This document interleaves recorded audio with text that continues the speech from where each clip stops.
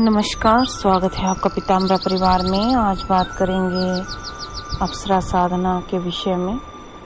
एक साधक हैं, उन्होंने करीबन 6 महीने पहले 6 से 7 महीने या 8 महीने हो गए होंगे, उन्होंने अप्सरा साधना में दीक्षा ली थी और किस प्रकार से उनके अनुभव रहे हैं ये हम इस वीडियो के माध्यम से जानेंगे कि क्या उन्हें अप्सरा सिद्ध हो गई है या नहीं। आइए पढ़ते हैं उनका व्हाट्सएप। इन्होंने अपना नाम बताने से मना किया है और लिखा है कि दीदी आप अपनी ही वॉइस में मेरा अनुभव शेयर कर दीजिएगा ताकि लोगों को ये मैसेज मेरा जा सके कि जो भी अप्सरा साधना करता है निश्चित ही उसे एक न एक दिन सफलता मिल ही जाती है। और इसी बात को ध्यान में रखते हुए उन्होंने अपना अनुभव शेयर किया है। वो बता रहे हैं कि मैंने आपसे 7 महीने पहले दीक्षा ली थी, 7 महीने 21 दिन के करीब हो गया है और आज मैं आपको ये वीडियो ऑडियो बनाने के लिए भेज रहा हूँ। मतलब इन्होंने थोड़ा गलत लिखा है, यहाँ पे होगा कि ऑडियो वीडियो बनाने के लिए भेज रहा हूँ। और ये कहना चाह रहे हैं कि जब मैंने दीक्षा ली थी तो मैंने अनुदान का नियम आपका पूरा किया। मैं ज़्यादा अनुदान आपको नहीं दे पाया था, मैंने 1225 रुपये के करीब मैंने आपको अनुदान दिया, शायद आपको याद होगा मेरे बारे में। और मैंने जिस अप्सरा साधना की दीक्षा ली तो मुझे उस दिन बहुत अच्छा लगा और मैंने काफ़ी रिलैक्स महसूस किया, क्योंकि मैं पहले भी 2 जगह अप्सरा साधना की दीक्षा लेना चाह रहा था। उन्होंने मेरे से, एक ने मेरे से 2100 रुपये, शायद 2100 रुपये ही इन्होंने लिखा है, मेरे से ले लिया और मुझे दीक्षा नहीं दी। और एक हैं, उन्होंने कहा कि 5000 रुपये मेरे अकाउंट में डालो, तुम्हें अप्सरा साधना की दीक्षा मैं दूंगा। लेकिन उन्होंने दीक्षा तो नहीं दी, एक वॉइस रिकॉर्डिंग मुझे भेज दिया। वो क्या कोई दीक्षा होती है? नहीं, ये अपना भाषा में लिख रहे हैं कि नहीं होती है, ऐसा उन्होंने मेरे साथ किया। इसलिए मैंने सोचा कि शायद आप भी ऐसा ही कुछ करेंगी, इसलिए मैंने आपको कम अनुदान दिया था। लेकिन आपने कुछ नहीं कहा और मेरा मन भी संतुष्ट हो गया जब मुझे दीक्षा मिली।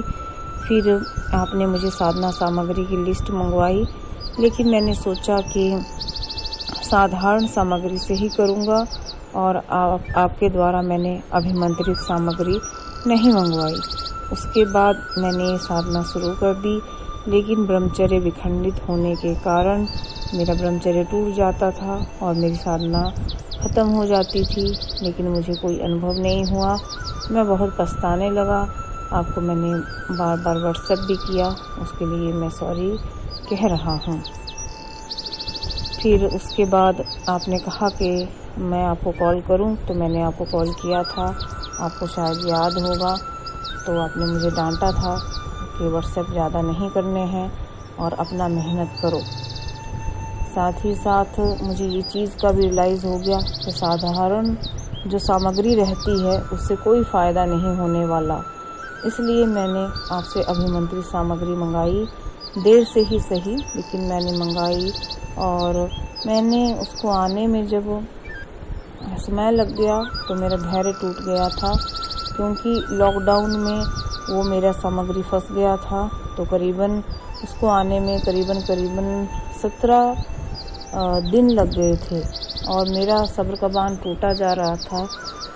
लेकिन जैसे ही आपने मुझे सामग्री पहुंचाया और मुझे वो पोस्टमैन मेरा दे कर के गया, उसने दरवाज़ा खटखटाया और मुझे पता चल गया, उसने मुझे पहले ही फ़ोन किया था कि आपका पार्सल आया है और आप घर पे मिलेंगे या नहीं। तो मैंने उसको यस ही बोला था और वो मुझे देने के लिए आया। मैं तो बहुत उतावला हो गया था, मैं तो भूल गया कि मुझे हाथ मुंह या पैर धो करके इस पवित्र अभिमंत्रित या सिद्ध सामग्री को खोलना चाहिए। और मैंने उतावलेपन में वो वैसे ही खोल दी। जब मैंने खोली तो पूरे घर में खुशबू ही खुशबू हो गई, बहुत खुशबू फैल गई पूरे घर में। मेरी माँ भी कहने लगी और मेरी बहन भी कहने लगी, क्या क्या चीज़ें मंगवाई हैं, हमें भी दिखाओ।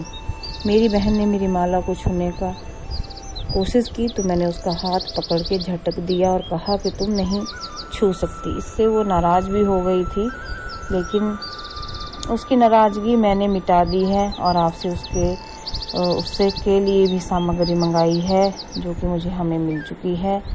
और जब मैंने ये साधना उस सामग्री से करना शुरू किया, माला को जब मैंने फर्स्ट टाइम अपने राइट हैंड में लिया तो एक वाइब्रेशन मुझे फील हुआ। और मैंने ये चीज़ भी करके देखी जो आपके वीडियोस में चल रहा था कि माला प्रश्नों का उत्तर देती है, सिद्ध माला। तो वही सिद्ध माला मेरे प्रश्नों का भी उत्तर देती है। मैंने जब साधना फिर से नए सिरे से शुरू किया, क्योंकि मेरी साधना कई बार ख़राब हो गई थी, तो मैंने सिद्ध सामग्री से फिर से संकल्प लेकर के ये साधना शुरू की। तो मुझे ही बड़ा ही मज़ा आने लगा। मन करता था कि मंत्र जब करता ही जाऊं।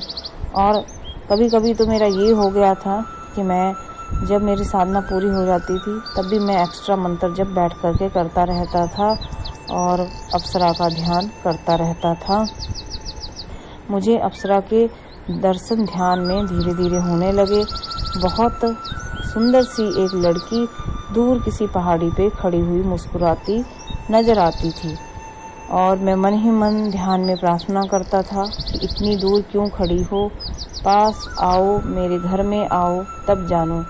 मैं उसे चैलेंज करने लगा और जब ऐसे मुझे 5 दिन वो लगातार दिखाई दी तो मैंने आपको कॉल किया और ये बताया।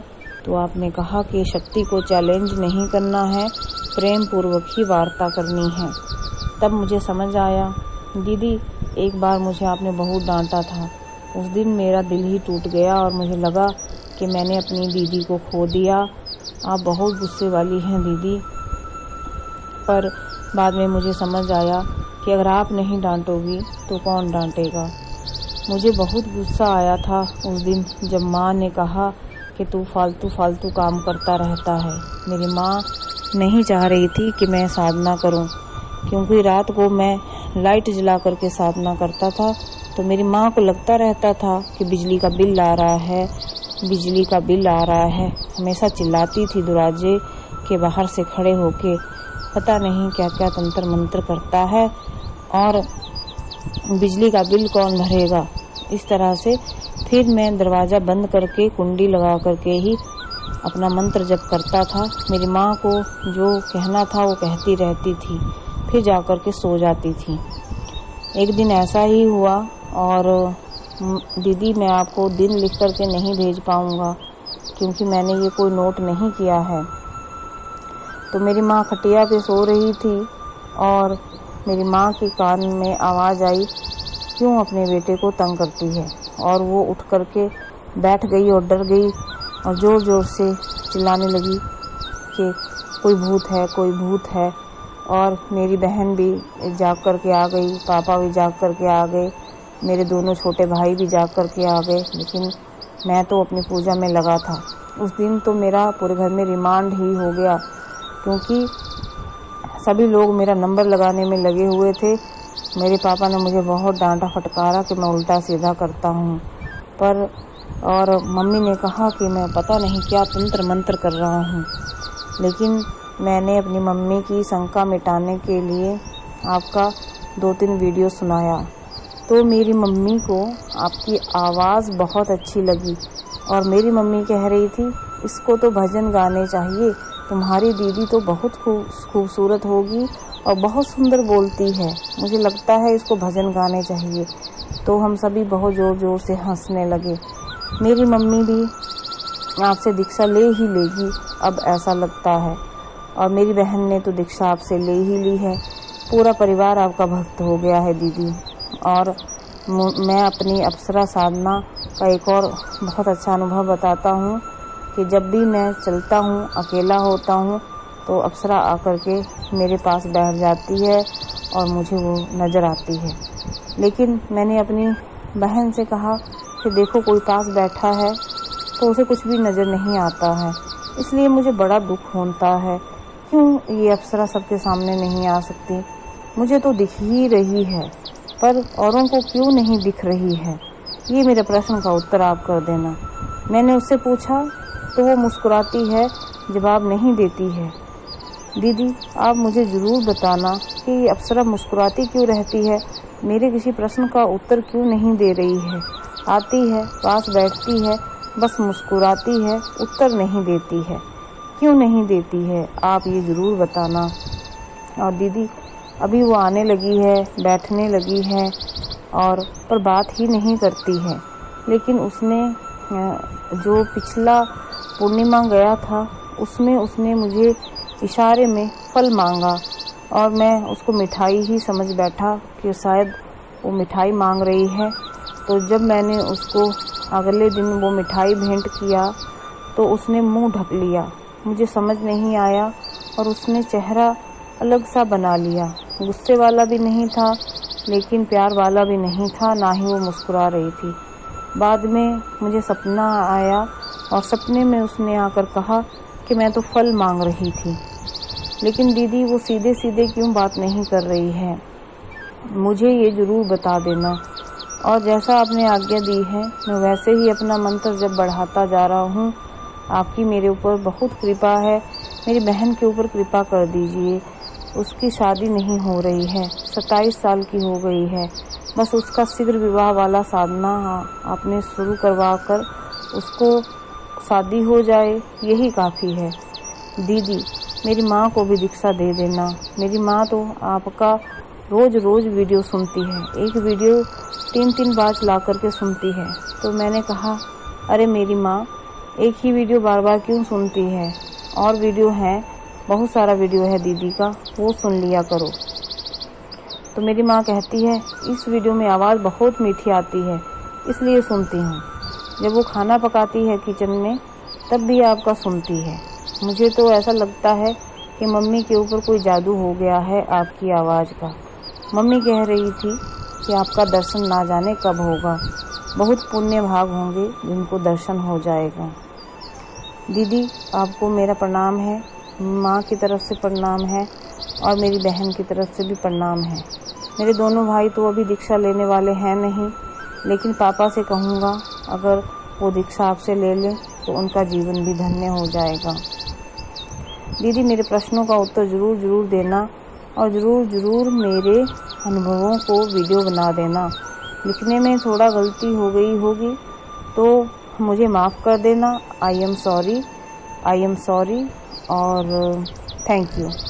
ये इन्होंने लिखा है व्हाट्सएप, थोड़ा सा गलती किया था इन्होंने लिखने में, तो ये पढ़ा है और कोशिश की है थोड़ा अच्छा पढ़ने की। लेकिन कई बार एक्चुअली जो हम हिंदी को इंग्लिश में लिखते हैं, जिसे इंग्लिश भी कहते हैं, उसको पढ़ना थोड़ा सा मेरे लिए कई बार टफ हो जाता है।